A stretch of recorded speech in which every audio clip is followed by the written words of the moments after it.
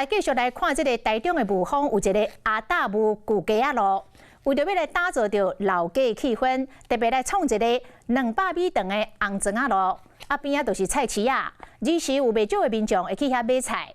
年久月深，这个红砖仔路号车是到甲拢闭开拢害去。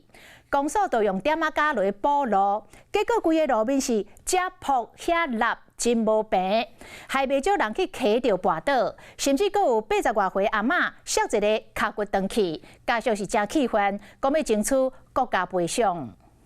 雾峰阿达雾旧街用红砖仔铺路，请有够早闭，严格涂骹所几落位是用点仔架来铺路，造成地面无平。阿照屋旧街就在雾峰公有市场旁边，平常买菜的民众多，车流量也大，但是走在街道上的民众就要注意了，因为脚下不到1公尺的距离就有好几块黑色的柏油路块，整个路面相当不平，还绊倒过买菜的80多岁阿嬷，造成她脚骨折。那老人家他的视线是不是眼睛更不好？他走过去跌倒的状况会比我们这种年纪的还要再严重一点。我们可能着重在逛街，就是在看旁边的东西。那如果这样的话，就可能要多费心在脚下的部分。阿嬷家属补完街路补了无平，害老几仔人跋倒骨折，有可能会争取国赔。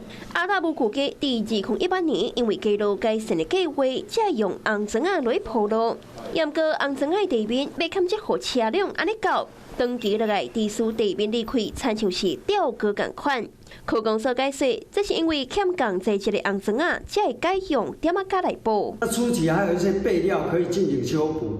去年在备料用完之后，目前又难以取得相同材质的陶砖，因此公所如果遇到破损，会先用柏油作为临时性的修补。区公所讲，因为欠红砖仔了后道路损害，卖阁用点仔架来补。今卖也当咧统计附近民众意见，看是要维持，也是要全部拍掉，改铺点仔架路。